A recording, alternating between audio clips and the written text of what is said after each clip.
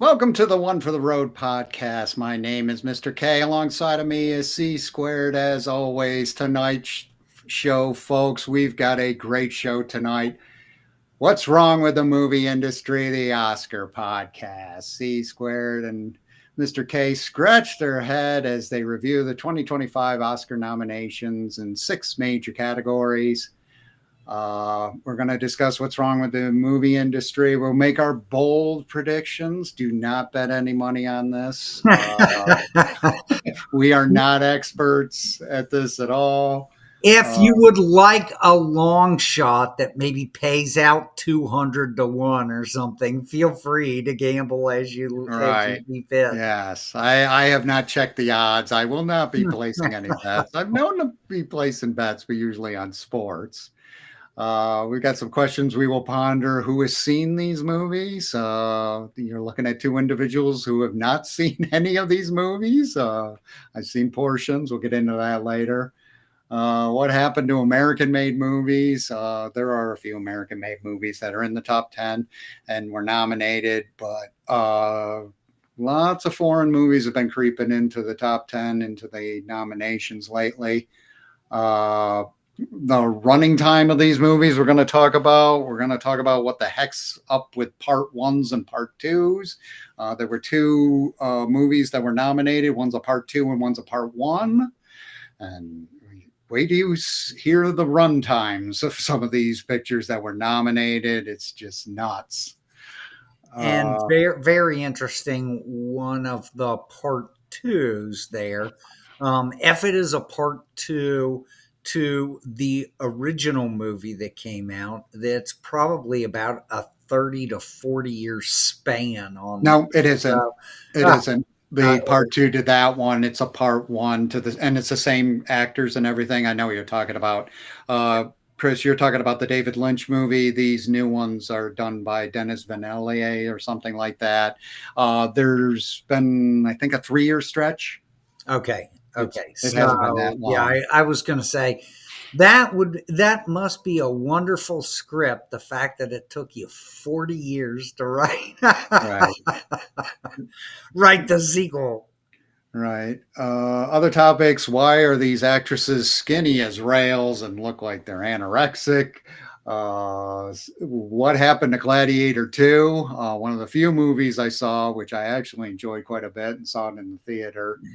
We might do a Ridley Scott challenge, and we'll get into that later. And we'll just run these down. We have a suggestion for how they should announce Best Picture. I'm going to run this by C Squared, see what he thinks. And we'll talk about that. But let's first talk about an Oscar award-winning actor who has popped into the news recently, Mr. Gene Hackman. And quite the sad and suspicious story there. Seen decades of Gene Hackman films. Yes. Just great. I know we had talked a little pre-show about the versatility of the esteemed Mr. Hackman, from things like The French Connection, where it was complete drama and just riveting suspense type of drama, and showed that he could play that type of role, to more fluffy stuff, something that is close to my heart, which is indie film type of films, in The Royal Tenenbaum, where it is a much softer character. It's not drama. It's a little comedic. So the versatility of being able to play both those type of roles, and then somewhere in between with films like The Firm, that is a suspense type of film. However, it is a little softer character for Gene Hackman, opposed to what he did in the 70s. So I look at that aspect and say, wow, the guy was a giant in the film industry and just a tremendous actor. Not sure what happened. That story is still developing as Yes, to what it's happened developing. at his New Mexico home. But sad story. No matter what you have uh, in a baggage of your personal life, I still look at your work and say your work is your work. Um, Right. and your personal life is your personal life. So um, that is just my view on things. Yes, very versatile actor. Was really good at playing bad guys. Really loved him in Unforgiven. Won the Oscar in Unforgiven, Best Supporting Actor. Quick and the Dead, just a really bad villain.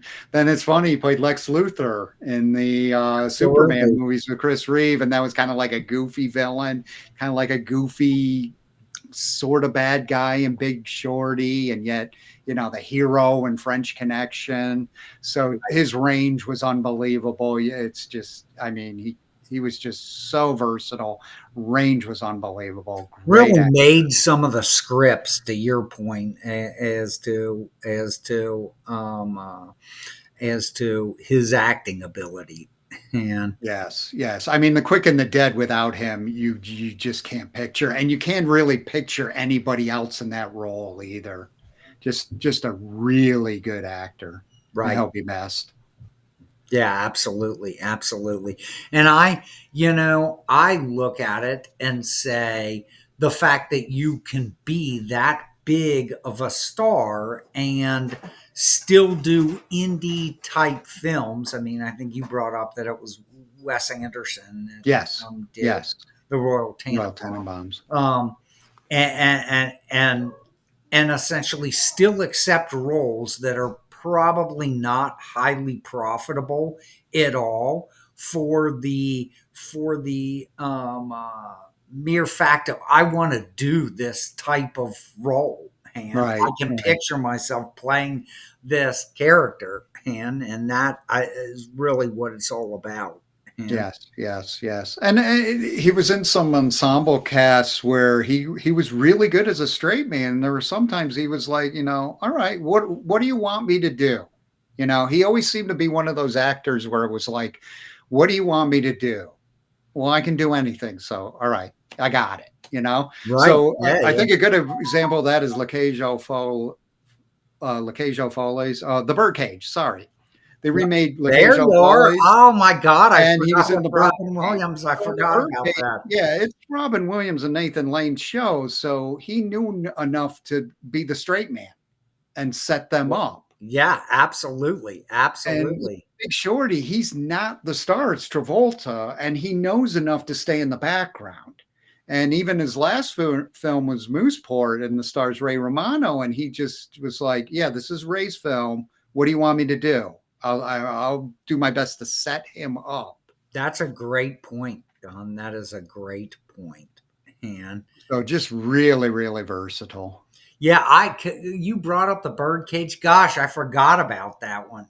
And that Right, he was the right. senator in the birdcage. Yes, And yes, speaking of that, how ahead of his time, yes. or how ahead of their time was that movie? Right, Because right. Oh, I yeah. remember the scene of trying to climb out the window. I think on the ladder, and the media's waiting at the bottom Yeah, of the yeah, ladder. yeah, yeah. That's Oh right. God!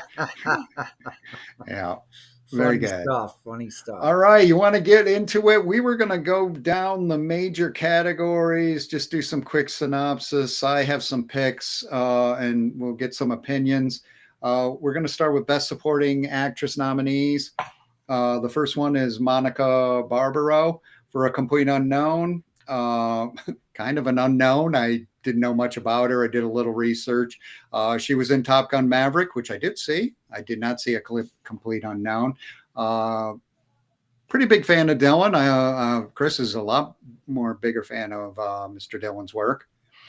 Uh, Absolutely. she portrays Joan Baez in the movie. So she was nominated for portraying Joan Baez. And that is one that I would, and what I see is that when they make films like this, they embellish those those types of scenarios. Well, I Yes. mean, you look at somebody like Bob Dylan's work, and obviously it's decades and decades Right. of fabulous work. So I mean that understanding even the basis, even if some of that is embellished. And I'll go back to the movie about Jim Morrison. I do love movies about rock and roll, obviously, Me too. but uh, they say that quite a few of the scenes were embellished, and I'm sure that that is happening in the Dylan scenario too. However, it was he transcended a period of time that really did have quite a bit of stuff going on, and Yes. Yes. eventually changes his style. And this is not my comment about the movie, but just comment about known fact. Changes his style from being a folk rock musician to using an electric band, being a rock musician, and really suffered quite a walloping from the crowds when he did that, of Right. actually Oh, yes. Yes. booing him and Yes. turning their back on him and stuff of that nature. Very interesting. I absolutely think that story needed to be told. Yes. Probably a Yes. good, and probably spans pre Beatles all the way through, to later career. That's fabulous. Yeah, it starts in 61 and he's 19. So Yep. that I did read about. He had just moved out of Minnesota and he's trying to find his way in New York. And I think a lot of the focus is on the early years and folk music. And Joan Baez and Peter Seeger is our characters, of course, which he Yeah, did meet in real absolutely. life, Would are in the movie. Yeah, Moving on, Ariana Grande is nominated for Wicked. She started out in Nickelodeon. That woman needs a sandwich in a worse way. I think she weighs 80 pounds. A strong wind is going to take this girl to another state or something. I mean, good Lord. And I would think, I would celebrate her Oscar nomination with a Big Mac and a beer. That she needs to put some weight. I'm concerned about her health wise. Some facts about Ariana Grande, people don't know. She did start at Nickelodeon, on Nickelodeon in a couple programs. Went on to become quite the famous singer in 2013. Some people already know this, but old folks like me and some others might not know this.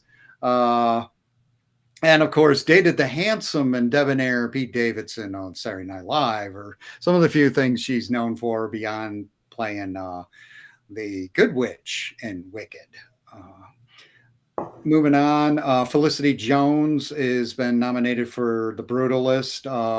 I had forgotten about this. She is the star of Rogue One, a Star Wars story. That was a fantastic movie. So it was good to see her do a more dramatic role, I'd say. And Rogue One was pure action. and it is hard to not, if you are a Star Wars fan, it's hard to not like that scenario in any way. So good Right. place to kind of cut your teeth, Yes, yes, yes, because yes. if the script is good, then you get to ride on that a little bit. Right. The next nominee is obviously the oldest. It's our friend Isabella Rossellini. She's been nominated in Conclave. She plays a nun. And I mean, back in the day, this girl could stop a clock.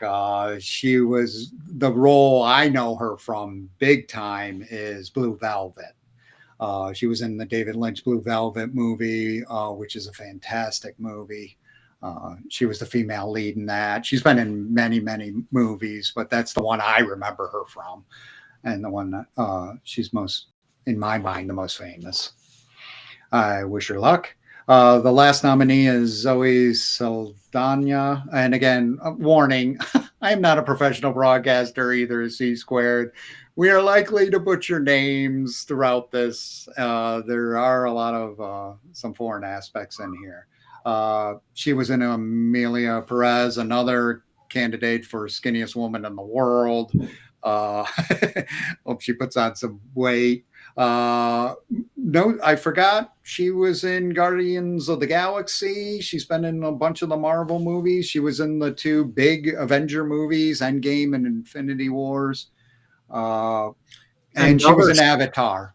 Another space like Star Wars, which is the really there may be somebody that is the star in some of those films, but really it's a whole cast of stars, and the script, in fact, carries a lot of the work because it jumps around. There's so many characters that are in the film that you really can't say this is the person that is the star of this film. And you can also say that this is complete action, complete action film, and it just jumps around from people to people. So what a great place to get some exposure, and where you don't have to be the make or break of this film. Right. So I'm going to give you a bold prediction. If I were to pick who will win the award, I'm picking Zoe Saldana. I did see part of Amelia Perez. She is very good in it. I have not seen a lot of these movies. I've seen all the trailers, but I think she did win the Golden Globes. If I want, who I'm rooting for is Isabella Rossellini. She's had a long, distinguished career, and it'd be great to see her win. I'm going to go with your pick too, John, because I think that you are more plugged into the more modern scene, and I am much more an indie film and special effects type of film critic. Right. So we'll go down later, but The Brutalist is the independent film, and the special effects is definitely Dune 2. Dune yeah. Well, since that there's some nominees play in the Best Actress category, that's why I defer to you. Right. We're going to go to Best Supporting Actor nominees. Oh, God. We've got a Russian, Yura Borisov. He's in Anora, I guess. I talk about a complete unknown. We're going to make that joke a lot, folks. I warn you now. There are some complete unknowns, and they weren't in a complete unknown, the movie, in some of these categories. The rest of this field is pretty strong, and we've heard of. Kieran Culkin has been nominated for A Real Pain. Of course, he is the younger brother of Macaulay Culkin, who John Hughes fame. Kieran also appeared with Macaulay on Home Alone and Home Alone 2. He's been on the show Succession, which I do not watch. I've heard it's great. I haven't watched it. I do remember him in Fargo season 2. I'm a big Fargo fan, so I do recall his work in that. I did read the other day that he is going to be playing Ricky Roma on Broadway when they revive Glengarry Glen Ross, and that'll start in March. So that caught my eye and interest. Glengarry Glen Ross going to Broadway. Yes. I'm pretty sure I know who's going to buy a ticket, plane ticket to get to that one. Yes. Yeah. I might even drive. It's not that far. Did you watch that movie, Chris? That is the one with Alec Baldwin. Yes. Correct? Yes. I remember the steak knife scene. Yes. Who gets the Cadillac? Who gets the steak knife? And who gets the door? Right. So Kieran Culkin's playing the Al Pacino role of Ricky Roma, who was one of the salesmen in the office. Yep. By the way, Edward Norton, for a complete unknown, plays Pete Seeger. and he's been nominated. I saw a little clip of him. Does a really good job of capturing his voice. Ed Norton, shockingly, another person that's kind of all over the place Yes, a lot of from movies. an actor wise, and you look at that aspect of his career and say that's fabulous that you Yes, played that you're playing a bunch of, I think no real comedy roles that come to right. mind. I could be wrong, but the bottom line is that I think anything from serious drama to like a softer role. I'm sure playing Pete Seeger is a softer role than some of the stuff that he's done in the past that were much more hardcore. Yes, two roles that come to mind hardcore wise. There's Primal Fear Yep. and American History X. Yep. Some of his more quirky roles, he was in the Hulk. He was Bruce Banner. There you He was in the Hulk. That was a surprise. One movie only. go. He was replaced by Mark Ruffalo in all the Avenger movies or any Hulk references after that. The other movie I caught him in, wasn't really the lead. He was this quirky guy in Knives Out. Pretty borderline comedic, kind of quirky role, Yeah, yeah. and it was quite good in that. So those are some of the roles I remember Edward Norton for. Really a solid, good actor. Yep, absolutely. Fourth on the list is Guy Pearce for The Brutalist, star of Memento, which I never saw. Did you see that? I, Memento? I did not. Again, some Marvel ties. He was the villain in Iron Man 2. He was in LA Confidential, too, and The Hurt Locker.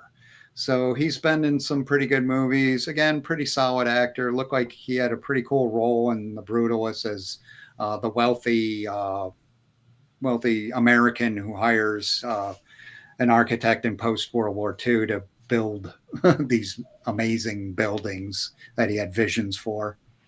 You'll like the fifth one. The fifth one is Jeremy Strong for The Apprentice. He played Roy Cohn, the mentor of Donald Trump. Yeah, I Uh, love that. Again, like Kieran Culkin, he's been in Succession. Folks, I haven't seen it. He's been in a lot of great movies. I've seen clips of him in The Apprentice. He is nailing it. It's unbelievable. Very, very, very magnetic actor. He was in The Big Short. You saw that. I know that. Oh, I did see the Big Short. He was also in The Trial of Chicago 7, a really good movie. It was on Netflix. He's in that. Uh, I've got a pick and a want, and it's Jeremy Strong. I wouldn't bet a lot of money on it, but I did actually see a lot of his performance in the movie, so I, that's a I swing will. me. I will go with maybe the dark horse or the underdog and say Mr. Norton Yeah, could take this. and that would be nice. That would be nice. But at Uh, least we are, I think, in a line here, John, picking actors that are strong, known actors and have a pretty good portfolio of yes, films behind them. As yes, saying, I'm not a shot in the pan. I hate to say this, and I do like actors and actresses that are startups. Everybody has to get a start somewhere, yes, but on that same token, I do always factor in the entire portfolio of stuff that they've done right. and essentially look at this and say that wow, it's just another weekend. What can you expect? Another solid performance. Right. Well, that's a good segue because we go to Best Actress, and these are not common names, Chris. I will warn you Yep. now. We have Cynthia Erivo for Wicked. She plays the lead. She plays, I forget her name. It's Abala, basically the Wicked Witch of the West. She is the lead of Wicked.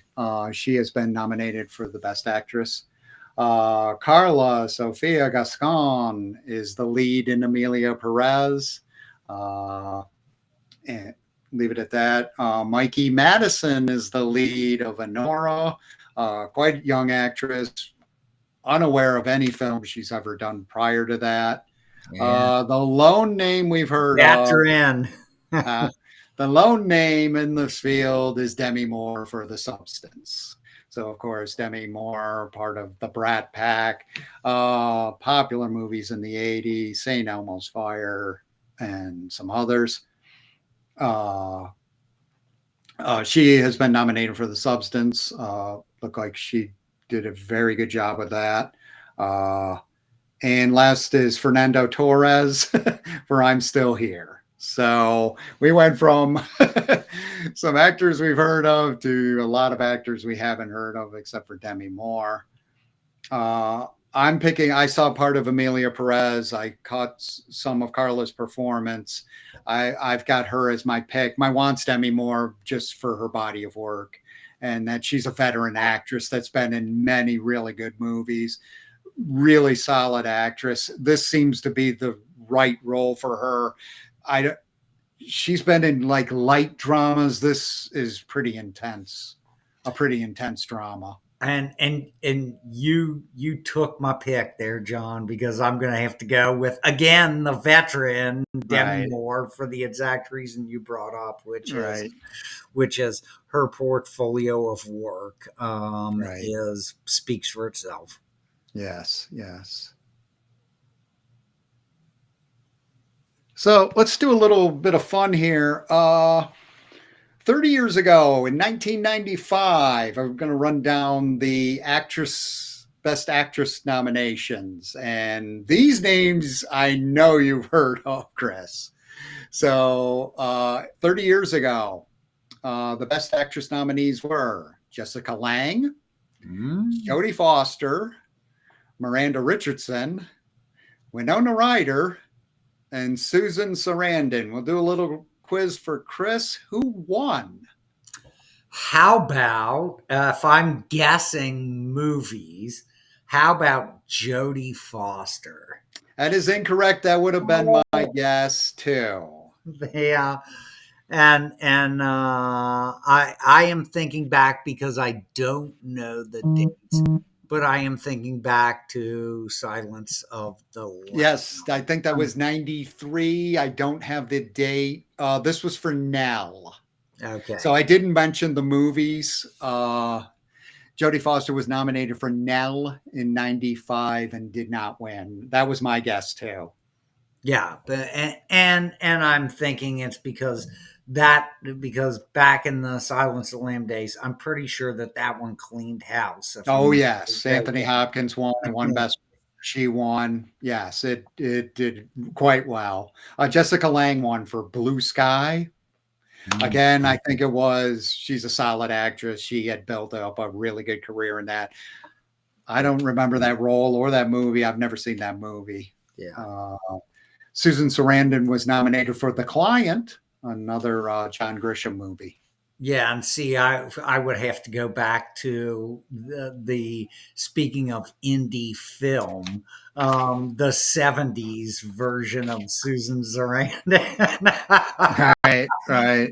Yeah, in things like the Rocky Horror Picture Show. Oh yes, I forgot. I was thinking Atlantic City in '79. I forgot she's Janet. No, she's Janet.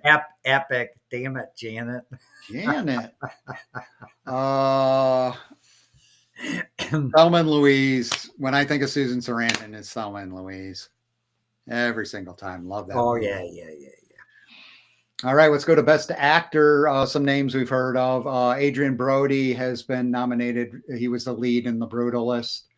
Good, solid actor. He's been nominated before for The Pianist. Pretty diverse actor. He's even been on some Netflix series like Peaky Blinders. Really good actor. Really good at transforming his characters. Timothy Chalamet, for a complete unknown, he plays Bob Dylan. He had to.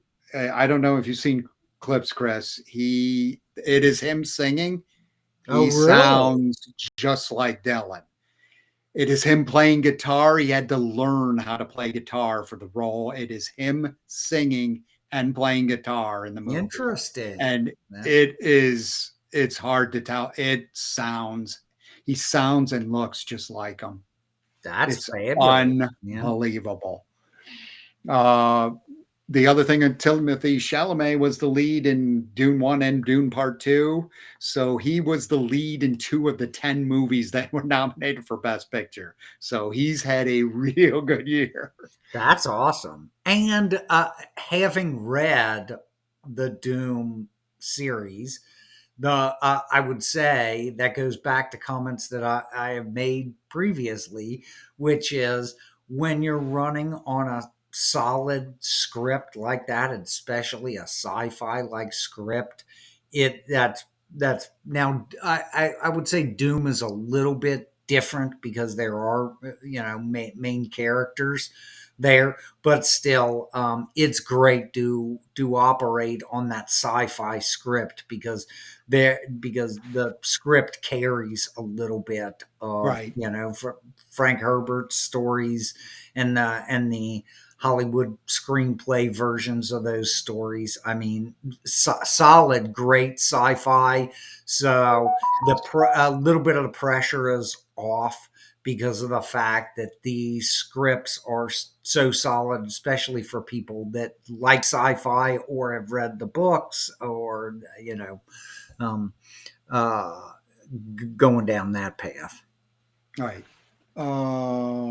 Coleman Domingo, a newcomer, was nominated for Sing Sing. I don't know much about that. I'm going to move on. The other two I'm aware of. Ray Fiennes has been nominated for Conclave. Ray Fiennes was very popular in the '90s. He's had multiple nominations. He'll always be the villain in the Harry Potter movies for me. But he was in Quiz Show, which was a really good movie. He's been in a lot of really good movies. And Sebastian Stan for The Apprentice, he plays Donald Trump. He did quite a good job.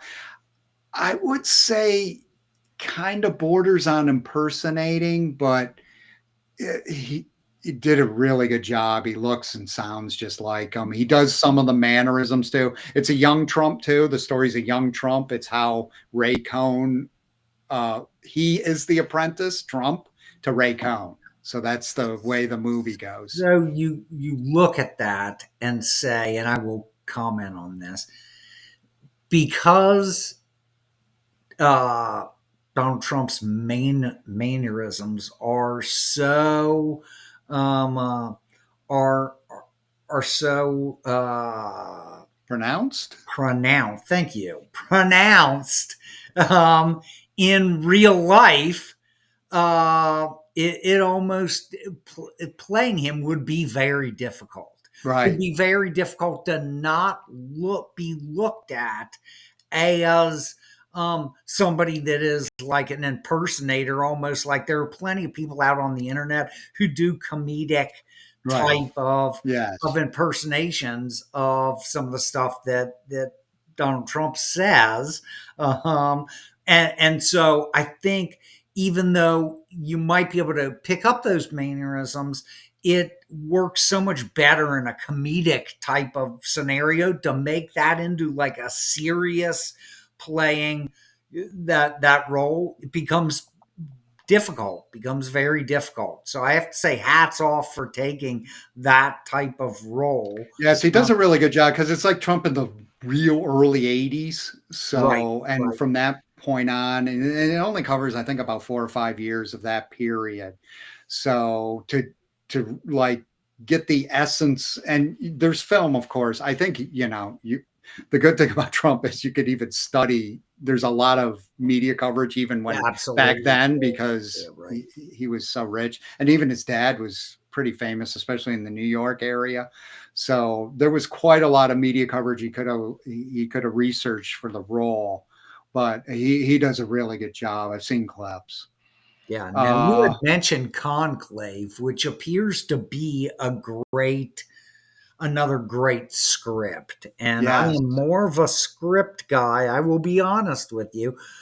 There are certain actors and actresses that I gravitate towards because they do fabulous work. But I am much more of a script guy right, than focusing on actors. I will bring up uh, just one that comes to mind, which in my mind is the greatest dramatic acting film of a group of stars um, uh, that I ever seen. Obviously, my favorite dramatic film, which goes back to I think it's somewhere between 1984 and 1986, which is the remake of Mutiny on The Bounty, with Anthony Hopkins, Mel yes. Gibson, Daniel Day Lewis. There are about 50 others. What is it? Liam Neeson, Right, exactly. And I mean, Olivier, isn't you, Olivier yeah, Sir Lawrence Olivier. You can. The list is just like mind so long blowing? you can't recant it, and it's a who's who of classic actors. So if you want to see Yes, the best dramatic film probably ever made of quality acting, that yes, is my recommendation of all yes. time. Yes, Um, I've seen it. I've uh, seen it. other The than star power in that movie is just is it'll knock you over. over the top. Even people that were in that movie that were probably newcomers to that space ended up having a portfolio of films. You know, Right, that film is retrospect to where their careers eventually went. It's just jaw dropping the quality of acting and the amount of sheer star power in yes, that yes. film, but probably 10 or 15 people that became mega stars in Right, that Hollywood space. But so I look at it and say that I would probably lean towards the conclave space because I think those scripts that tell a story um that tell a story that is suspenseful and right, dramatic um lend a lot of hand to the acting that goes into those films. I mean, there's nothing better than and then essentially acting in something that has a super high quality script. right, right. And I think Conclave's right up your alley because it's conspiracies. Yeah. Me, conspiracy, I know Yeah, nothing. the rumor is on the streets. I did a pick and one. I think Chalamet's got it. This is his tour de force performance. It's an unbelievable performance. That and the fact that he's the star of two of the 10 movies that were nominated. I just think he's gonna take it. Uh, I was a little. I've got a missing in here, and I saw this performance. I thought Denzel for Gladiator 2 should have been nominated. A That is a phenomenal shame because I thought the performance. Gladiator movies were excellent, excellent films. So obviously, that is another type of film that has high drama in Yes. it and action and Hmm. excitement, and I gravitate towards those films more than I gravitate towards maybe something that is a lot of personality other than comedy, because I am Right. also a huge comedy fan, huge Bill Murray fan, um, uh, uh, that gravitate towards use less of a script and more of the personality of the lead actors or actresses in that space, because I think that trying to cover a marginal script with somebody's personality, boy, it better be the best acting of their life. Right. Right. Otherwise, it comes off as, yeah, this is not. Yeah, I like that. Denzel's kind of the sneaky lead in Gladiator too. And he's just phenomenal. I think Denzel's done some tremendous work, and this was one of his better roles and better performances. I thought he should have been nominated. And again, it was one of the few movies I saw, so a little biased. Yeah, Let's, well, and I will just say the crossover, which I think we talked about, of Denzel and Mr. Hackman, the yes, Pelican Brief, yes, and very, yes. very suspenseful and a little bit of conspiracy there. So, Yep, yep. So let's go down memory lane a little bit, Miss C squared. I've got the 1995 nominees for actor in a leading role. I will mention the films. See if you can guess who won. John Travolta for Pulp Fiction, Paul Newman for Nobody's Fool, Nigel Hawthorne for The Maddening of King George, Morgan Freeman for The Shawshank Redemption, and oh, Tom Hanks for Forrest Gump. Who won? yikes! That is That was 30 years ago, a folks. cage match there Yes. when you talk about Forrest Gump, Shawshank Redemption, Yes. Pulp um, Fiction. and Pulp Fiction. Boy, that's a cage match. I 1995. am going to. I'm going to guess, even though I think they may have got shanked for Shawshank Redemption. I am going to say Tom Hanks and Yes. Forrest Gump. It was Tom Hanks. Yeah, Tom Hanks won. Again, just an unbelievable lineup, folks. That was 30 years ago. absolutely. Well, fast forward to 2025, we're going down the best director nominees. We've got Sean Baker for Anora. We have Brady Gobert, sorry, for The Brutalist. That's an easy name to pronounce. We've got James Mangold for A Complete Unknown. We have Jacques Ondiar for Amelia Perez. Say that three times fast.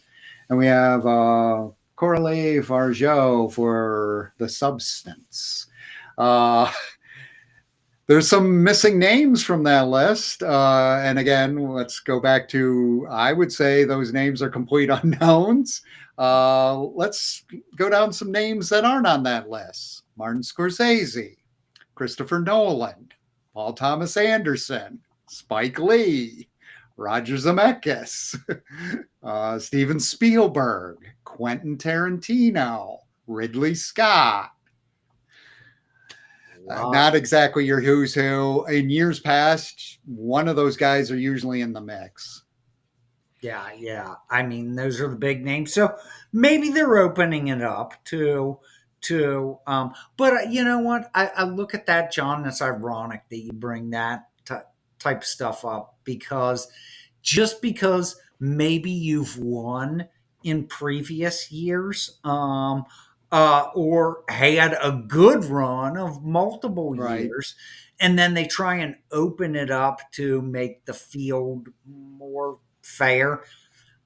You know, I'm questioning whether that is a good idea because what it is essentially, if I don't care if you've won, best director the last 5 years in a row, if you make a monumental film in year six, you still deserve to win. Right. I Right. don't care if you feel like, oh, we're sick of seeing this person on stage. Who cares? The bottom line is it's about your body of work. So separate yourself from the fact that somebody is going to be on stage that you've seen a bunch of times and you're probably sick of seeing, and say, how good is this body of work? Right. Judge it on its merits. Right. So you bring up a good point. a lot of those guys make films like every 3 or 4 years, and when they make a film, it's pretty monumental. So a lot of these guys made films last year or 2 years ago. They got something in the works that might pop up in years coming down the road. Yeah. The other thing, it might be a changing of the guard. We might be seeing a changing of the guard here. These people deserve to be nominated. They had the best pictures that were made this year. Yeah. Scorsese didn't have a picture. I mean, a lot of these guys didn't make a picture this year. They've got some in the works. And again, changing of the guard. I mean, Scorsese's in his 80s. Spielberg's getting up there. I mean, God, Jaws was 75. I mean, yeah, right. Come on, folks. Yeah. Some of these guys are getting up there. There's a changing of the guard. Tarantino, who's relatively young when you compare him to Scorsese and Spielberg, says he's got one more movie. He's hitting the road. Right. Wow. Isn't that interesting? And and a lot of people, you're exactly right. A lot of the people that from our age bracket, and not to say they're the same age as us, but we've been watching movies since we were kids. I can remember seeing Star Wars in a theater. Yep, me too. Spielberg had a Jaws in the theater in 75. Jaws, right? Yeah, had was at the start of his career. You'll look at that aspect and say, wow, these guys have been around just a long time, and hats off to you if you can keep going for that amount of time.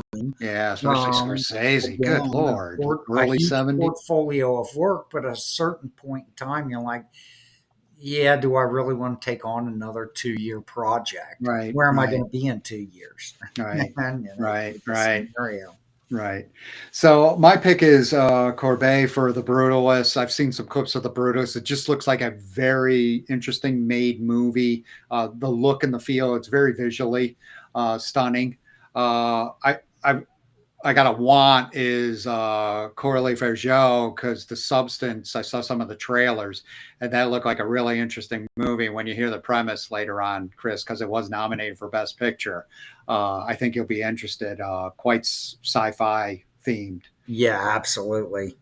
Missing, Ridley Scott did have an entry this year, and it was Gladiator 2, and that movie visually is unbelievable. It is an unbelievable theater experience. How he didn't get nominated is beyond me. He did win for the first incantation of Gladiator. And again, talk about this part 1, part 2 stuff.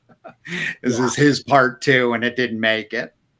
Well, and I look at it, I honestly think, and I could be wrong, but I honestly think that sequels get a little bit less respect, no matter how good they are. The bar when it's a sequel. I feel like the bar's a little bit higher. Right. Oh yeah, yeah. And he had quite the bar to pass with Gladiator 1. Right. That's a very, very good point. All right. Let's move on to the last category. We made it. The 10 nominees for Best Picture. Emilia Perez. I'm going to do title, Chris. I'm going to do title, brief synopsis, and the running time. And maybe a little bit of a comment. Emilia Perez is a drug lord with the help of an ambitious female lawyer. Fakes his death to become a woman, and it's a musical. Through songs. Wow! Yeah, quite the interesting premise. And you'll see this, Chris. I started watching the trailers, and I was like, I understand why these movies are Best Picture. I mean, they thought outside of the box, especially this one. Yeah, although that is a pretty way out script from my perspective, I look at that type of stuff and say, I I'm a little bit more traditionalist and say I love sci-fi. I love uh, I love drama and conspiracy. I love comedy. Um, but doing a mix up, a mash up type of scenario like that, and then throwing in the whole musical thing. I don't know. Maybe you should have went to Broadway with that, but Yeah, yeah. that's I just mean, the not for songs me. are really good. I have to admit. I did watch half of it. This is available on Netflix, folks. If you do want to watch it, I have Netflix. Full disclosure.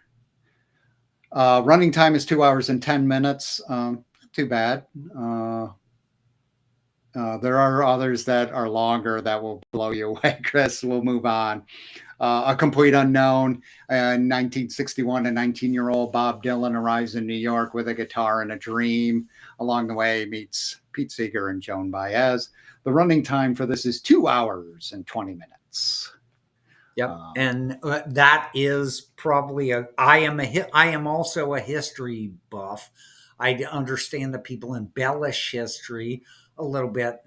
That's okay as long as you stay to the historic premise. So that is a movie that I actually would say goes to not the top, but goes into the group that is the top as to things that people would see. I Yeah. also say that you still have the baby boomer generation that lived through some of that period of time, and so it's a walk down memory lane too. So Right, right. hopefully Oh, that the yes, film yes, does. I'm not going to yes. comment on whether that film should win or not, but hopefully that film does well at the box office. Right. It's got an interesting perspective because you got fans of Timothy Chalamet, who's a pretty young guy and he's been in popular movies that 20-year-olds like. And he's arguably the movie star of the 20-year-olds generation. My kids are 20. Yeah, Uh, he's the movie star, and yet it's a true story about the 60s. yeah, right, So right. that definitely appeals to people like me and you who and people who are still alive who lived through the 60s. It Right, definitely time down it memory. has a I good remember appeal. that. I saw, somebody in that generation saying, "I saw Dylan in Right, '65," right, right, and that right, type of scenario. Wow, that's a walk down memory lane. And I yeah, have seen Mr. Dylan a number of nice, times in concert. nice. Not in 1965, No, like I no, did. I was zero. Yeah, right, exactly. I was like 2 months old. Conclave is next. Cardinal is tasked with selecting a new pope, but finds himself at the center of the web of conspiracies. The running time for that is 2 hours. I Mm. believe it is the shortest movie that was nominated for Best Picture at 2 hours. Short and sweet, and I love the idea of the script Yes, talking about suspense. yes, Nothing better than a suspenseful conspiracy film, especially if you keep the running time, if you keep it moving. right, So that's right, great. I right. don't think that, if I'll just comment on that, John, I don't think it's the shortest running time is a negative, No, because if no, you I are was just able surprised. to keep that suspense rolling, that's fabulous. When you get there's nothing worse than taking a great, like, suspenseful conspiracy type of script and putting such granular detail in there that you lose the flow of the suspenseful movie, because you're down this rabbit hole with all this detail that it, might be relevant, but probably could just been left on the cutting room floor. Right, right, right, right. Yeah, I think 2 hours is a perfect runtime. I do agree with you. Moving on is Nickel Boys. That's based off of a book too. Two of these are based off books. Movie chronicles the powerful friendship between two young African American men navigating the harrowing trials of reform school together in Florida. Running time is 2 hours and 20 minutes. Nickel Boys did not receive any of the. We went down the major categories. No other nominations, but is nominated for best film. Yeah, scripts like that. Yeah, I again, I've only seen the trailer, but scripts like that. Wow. Plenty of movies. I can remember Sean Penn being in one Right. about prison and reform school. Oh yeah, I Yeah, remember that I one. can't think of the name of it now, but the bottom line is that Dark. yeah, I yeah, mean, the movie was dark, not the title. yeah. I just look at that and say that script is quite possibly a rehash, and what can I get out of this? And Yeah. I'm glad you brought that one up, John. In the aspect of talk about relying on the acting with Yes. a really dry script like that. Gosh, you better have some super good acting. Yeah, and these Um, guys do look like they did a really, really good job. So No, that's great. Hats off to them, because I will tell you, they had. If you talk about a dry script like that, you got your work cut out for you. right, right. Oh yeah, yeah, yeah. You You do know, you hats definitely off to need those to, guys. yeah, cast really good when you do that. Yeah. Uh I'm Still Here, not to be confused with the Joaquin Phoenix mockumentary, which was called I'm Still Here. Do you remember that? When Joaquin Um, Phoenix made a mockumentary and said he quit acting, and they actually filmed his life afterwards. He grew this beard like mine and he wore sunglasses all the time. And they were interviewing him and he was just acting weird for 2 hours. The title of that movie was I'm Still Here. that's funny. This is different. This is a lot more serious. It's about a mother forced to reinvent herself when her family life is shattered by an act of arbitrary violence during the military coup in Brazil in 1971. Hmm. So saw some trailers of that. They pretty much take her husband away and falsely imprison him. So, and she Well, had a bunch of kids. So, yeah, and that could go either way, but I will tell you, when you talk about uh, history type stuff like that, I do have, depending on how close it is to actually telling the history. With a film like that, you can go either direction. You can say this is about a person, and I'm using this character profile, and just the history of this coup in Brazil was. Is the backdrop, but I really don't explore that. Or you can bring that more as a lot of historic facts related to that. And I am much more in the history category than I am a melodrama about raising 10 kids. yeah, Not I think to, it's a good not to mix. seem heartless or anything. Yeah, I think it's a good mix of both her struggles and her perseverance. Also, she's fighting too to get her husband out of prison and Right, some of the right. challenges with that. So it walks a really good line, I think, in the trailer I saw. And it's an extensive trailer too. It's about a 3 minute trailer, so it's really good. The running time for this movie is 2 hours and 15 minutes. One fact I looked up prior to this: it has the highest IMDb rating of any of the 10 films that were nominated. Really? Yes. That would surprise me. Although I did think of another film that is that has somewhat of a similar plot, and not exactly, but the Mel Gibson film, The Year of Living Dangerously, Dangerously. Yes. about a coup in Indonesia that was actually Right. true and Yep. happened. Yep. So I do have some connection to that. That was a very fast moving, suspenseful drama and had a lot of historic content in there. So you can make that type of a film and have it be a really solid, good film. Yes, yes.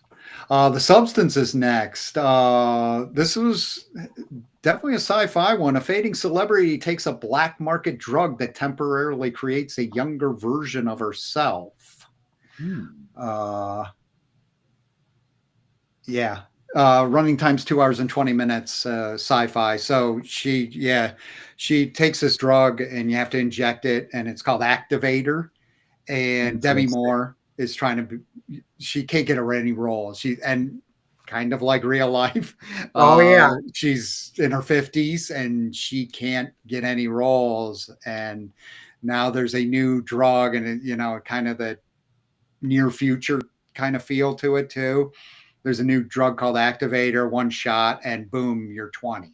But you keep going back and forth. You can only be 20 for 7 days. Then you go back to 50, and you keep going down this cycle. But when she's 20, she's like a new person and a new celebrity, and they don't ever Put the two equate. together. Yeah. Yeah. Yeah. Right. So highly interesting. Look good. Next one is Dune Part 2, based on the Frank Herbert science fiction novel published in 1965. I didn't read the book. Chris read the book to his I loved credit. sci-fi, fabulous stuff, and really a lot of drama and conspiracy in there. I could say there's crossovers between Gladiator, because there are essentially wars going on in that script, and obviously in part two there it is about in fact conflict over Oh, yes. resources. So you look at that, but you also have that sci-fi element of Yeah. things. And there are multiple connections there for somebody like me who loves history, who loves science fiction, who loves drama, a little bit of conspiracy in there also. So Right. hats off to a script like that. Yes.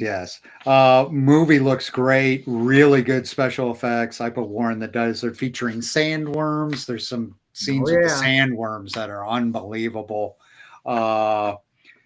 This clocked in at 2 hours and 46 minutes, folks. It's part two. So if you watch part one and part two together, devote about 5 or 6 hours of your life and However, try and make it through. I will say this, John, if you apply that same template to the Lord of the Rings trilogy, Oh, true. you are saying I've that, had some okay, you're devoting a bunch of time here, but wow, Star Wars. so much West Star Wars, Lord of the Rings, that type of stuff.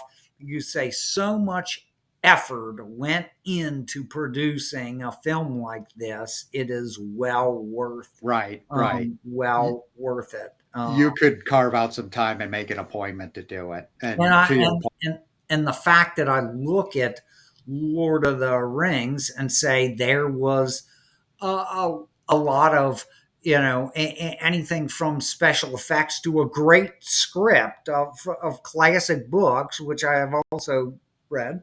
Um, uh, that I think that same template applies to all the Doom based stuff, which right. says that this is a fairly where the Lord of the Rings stuff was much more laid out, while the Doom stuff is very intricate and much more subtle type of conspiracy and stuff of that nature. So very interested in what went into that movie and where that goes. Yes. I do eventually want to see both of these movies. Netflix did a wonderful thing for us. They have Dune Part 2. They do not have Dune Part 1. I don't know where you, beyond buying the Blu-ray, I don't know of any major streaming service that has Dune Part 1. Netflix has Dune Part 2. Well, and if you go back to the original movie, and I do not have the credits for the original one that I believe was in either the late It 80s was in or the late 80s, as early I recall. 90s. Wow, that was, and which did not get, I don't think, got very good reviews. No, it However, didn't. for that time, um, wow, it was great sci-fi film. Maybe because I read the book, but the bottom line is that I thought it was a really solid film, and really the Rotten Tomatoes crowd was a little bit rough on the amount of effort and work that went into that film. Yeah, I didn't see it. I saw portions. David Lynch directed it. Probably David Lynch's.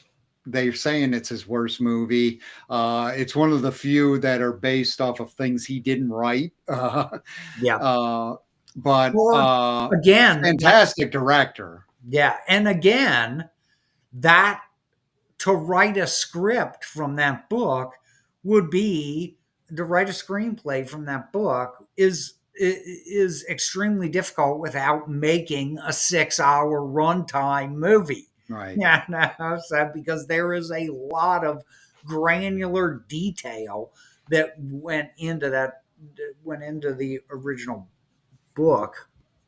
Right. Kyle MacLachlan starred in it. He would later collaborate with Lynch on Twin Peaks. So that Oh, was there. And he also, Kyle MacLachlan was the star of Blue Velvet, another David Lynch movie. Sting, one of Sting's first movie roles, was in that movie. He's yeah, in Dune. fabulous stuff, man. So we'll move on. Wicked. It is the film version of the popular musical, tracing the original story of the Wicked Witch of the West from The Wizard of Oz. What they don't tell you is this is part one.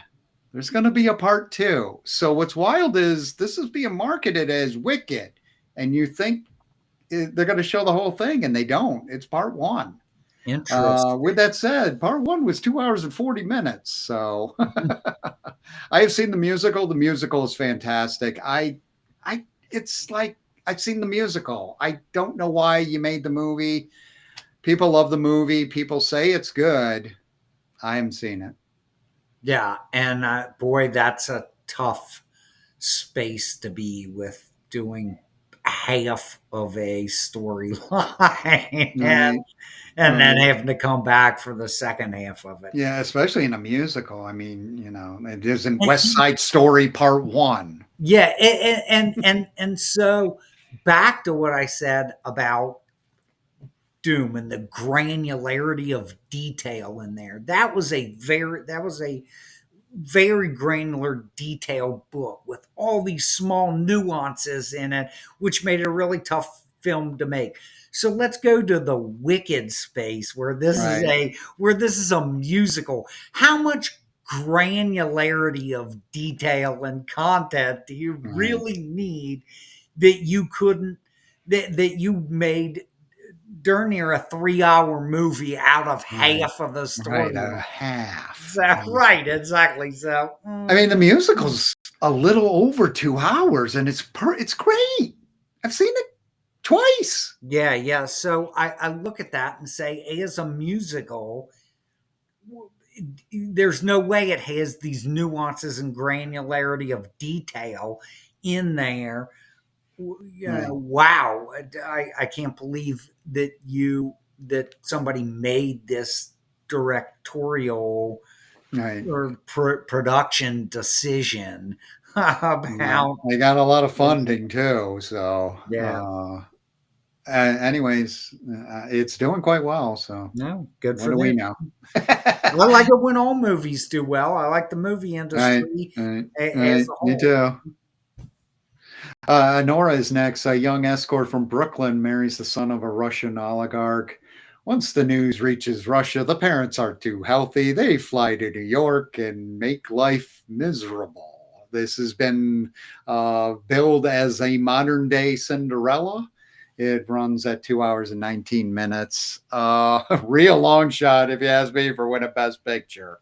I think Yeah, this one looks the worst out of the 10. that script sounds a little rough. Yeah, Yeah, to yeah. say the least. The premise of the script sounds a little rough. Oh, yeah. Description. Rehashing content like that, rehashing that type of story. Gosh, how many times can you Right. I rehash? mean, Romeo and Juliet, it goes on and on. Right, Right. We've exactly. seen this before. Yeah, The Brutalist is last. A visionary architect and his wife flee post war Europe in 1947 for the US. Their lives are changed forever by the mysterious wealthy client, played by Guy Pearce. I got comedian Bill Burr called this brutal, but he said it's brutal to see the character Adrian Brody go through in this war torn post war epic. It's an epic. It runs 3 hours and 35 minutes. wow. It is the longest movie, but you'll like this, Chris. It is the only independent movie. Good, It was made good by for you. A24. A24 was founded in 2012.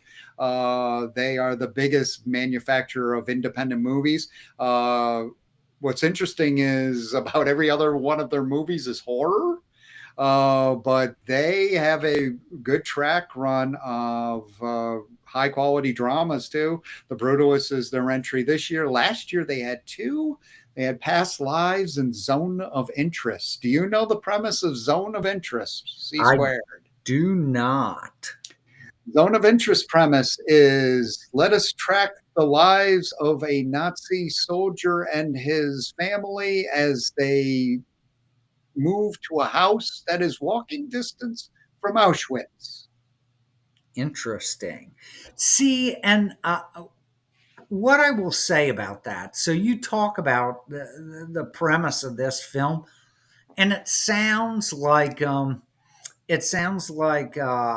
how can you make a 3.5 hour film on this premise? But Right, if right. you get into, if you are an independent film house and do not have constraints like a Well, bigger. they did have money constraints. This was not a big budget movie. It's a long movie. Yeah, yeah. And there's not a lot of, I don't think there's a lot of actors. I mean, three actors I were nominated I for was this. just about to say you build this really on a lot of character acting and granular story.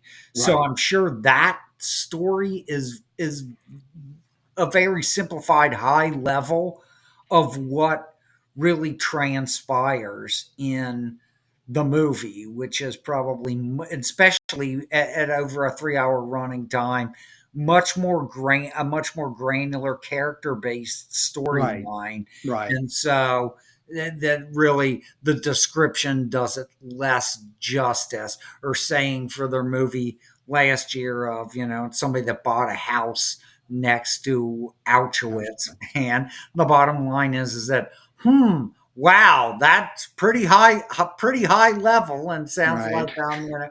a commercial to be a realtor or something like Right, that. right, right. you know, The but interesting fact about A24 is their highest budget movie ever. It was $50 million, and that was Civil War. The Brutalist came under $50 million and is probably grossing a lot more. It is amongst the good, 10 best pictures nominated. good for them, because I will Yeah, tell you what, I love indie film, and I love people that have went out into what is a difficult industry and essentially risked capital to make right. art. So Yes, yes, that's off to yes. them, man. Yeah. Let's go trip down memory lane. The five best picture nominees from 30 years ago. I will run them down. You see if you can guess the winner, C squared. The nominees are The Shawshank Redemption, Quiz Show, Pulp Fiction, Four Weddings and a Funeral, Forrest Gump. Mm, I'm torn on that. I will say I will go down the road that I don't think that I'm going to be correct and say Shawshank Redemption, but I'm guessing it's Forrest Gump. It is Forrest Gump. Yeah, It is Forrest Gump. yeah, because I can recall them taking just absolutely taking every category when that came out, and obviously I saw Forrest Gump, classic film, but I look at Shawshank Redemption and Oh also God. say, wow. Yeah. Unfortunately, you came out in a year where you Yes. were destined to draw the short straw, even though this film is a super super high quality film. And running third against all this is Pulp Fiction, if you Right, ask me. right, And yeah, again, to yeah. your point, Pulp Fiction comes out any other year, not running against Shawshank and Forrest Gump, and it's running away with it. Right, right. Yeah, yeah. You say it realistically, sadly enough, for those three films, it was the luck of the draw. Right, Because it was just a great year, obviously a great year for movies. And right. so So I had a question for you. Do you like the fact that there's 10 Best Picture nominees, or do you like the old ways when it was five? I have an opinion. I wanted to gather yours. but wow, 10 is a lot, but I mean, yeah, the fact that there is one winner, you probably need to go back to five. Oh, yeah. Maybe you should do, if it was me trying to get all 10 of these names out there, I would almost make it, first, second, and third place. Right, And then maybe they should do that with these larger categories of saying, and that would have taken there's your fix to, wow, in any other year Shawshank Redemption would have won this, and any other year Pulp Fiction would have won this. At least you can say, here's your one, two, and three, when right. place and I do show, like the to ranking. say that I actually gave you guys something. We widened the category to allow a wider swath of films to get in there, and all 10 of these films get recognized as somebody put a lot of work into these films, and they Right, turned out into being great films. You all got mentioned. And then this top three category essentially says that these were phenomenal films, and basically what we just discussed, in any other year, two and three could have easily been the winners. And right, right. so So I'm not a big fan. I like the five. I do have a suggestion that I wanted to bounce off you. That's similar. You were going down a similar road. To give you a hint, I'm not wild about the 10. I did like the five. I do. Yeah, it does kind of give some recognition, but you saw this list this year, and and Nora. I'm like, do we need a Nora in the top 10? yeah. And some of these movies, do we need them? So here's my fix. You could here you can have 10, but here's what I want to happen. Right before the best picture gets nominated, Bill Murray, the Weekend Update anchor, comes out and goes, I am going to count down 10 through 6. These are the 5 films that are not going to make it to the next round. And he can go 10, Anora, see you later, make a joke and just go 10 through 6. And it's like, now I hand it over to the nominees from last year who will reveal the envelope of the best picture now that it's down to 5. So Yeah, that was my wacky suggestion. I saw SNL 50, and Bill Murray did the countdown of the 7 greatest SNL anchors ever. yeah, And it was right. really great. And he was just like, number 7. We are missing Mr. Murray in any kind of meaningful way in the past year or two. Yes, he's getting up there. Yeah. Unfortunately. Wes Anderson favorite, if we bring it back around. Oh, In yeah. many Wes Anderson movies, Rushmore being his first and most memorable, if you ask me, but in the Royal Tannenbaums and Yeah, great stuff, yeah, man. Great yes, stuff. And you look at, the quirky roles that Bill Murray, yes, becomes in.